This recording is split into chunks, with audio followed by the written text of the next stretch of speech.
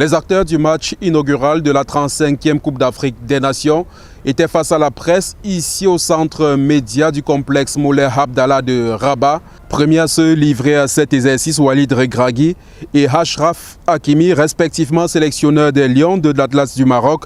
Ils ont exprimé l'envie du Maroc à se relever à domicile après l'échec de la dernière Coupe d'Afrique des Nations en Côte d'Ivoire. L'objectif, bien sûr, comme on l'a toujours dit, c'est de gagner cette Coupe d'Afrique, Inch'Allah, devant notre public. Nous, on est prêts pour faire un bon spectacle et de prendre la victoire et comme on le dit, de continuer notre objectif, que c'est de laisser la CAN à la maison. Conscient qu'à domicile, il y aura beaucoup de pression devant leur public, mais ils savent qu'en jouant décontractés comme à leur habitude, ils peuvent aisément remporter ce match contre les Comores. Il va falloir gérer les émotions parce que le match l'ouel, cérémonie d'ouverture, l'attente li anna.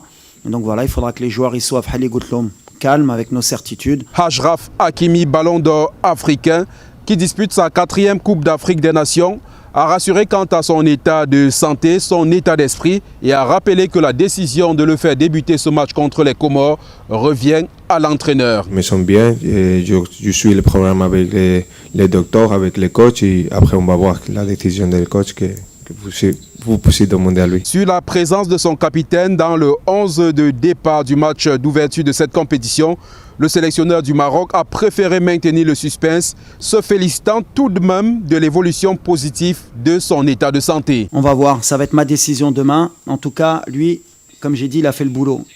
Il a fait plus que le boulot même, je peux dire. Parce que voilà, sa blessure n'était pas simple, il a pris des décisions fortes pour son pays et ça... en tant qu'entraîneur et en tant que Marocain, bien sûr, je tiens à le remercier devant tout le monde, c'est un vrai exemple. Donc demain, vous verrez s'il débute ou pas. Mais il peut débuter, comme il peut ne pas débuter. Si l'adversaire du Maroc pour ce match d'ouverture s'appelle les Comores, un nom pas très ronflant dans le monde du football africain, le sélectionneur des Lions de l'Atlas le prend avec le plus grand sérieux au regard de leurs prestations pendant les éliminatoires de la compétition. Les matchs ne vont pas être faciles, et qu'on va souffrir. Mais la souffrance, c'est toujours bon pour la victoire. Il n'y a jamais quelqu'un qui gagne sans souffrir. Loin de se montrer sous pression, le sélectionneur et le capitaine des Comores voient cette rencontre plutôt comme une opportunité de démontrer aux yeux du monde les efforts qu'ils ont accomplis depuis plusieurs années. On veut continuer à élever les Comores très haut, Inch'Allah. Et donc on est content d'être là et on espère faire mieux que ce qu'on a déjà fait. Les Comores veulent créer la première sensation de cette Coupe d'Afrique des Nations en invitant pendant le match de jouer bas, mais en allant créer le danger dans la moitié de terrain du Maroc. Donc je pense que nous, étant seulement notre deuxième participation, il faut qu'on soit compact.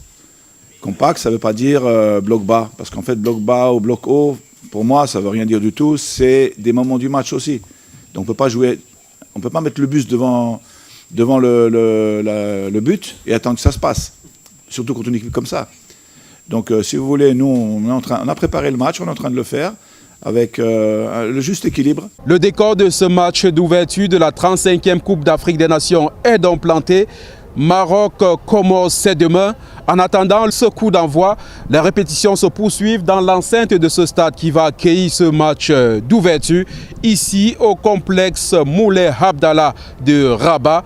Nous sommes Joël Essengue et Vivien Tonfac, envoyés spéciaux Equinox Télévision.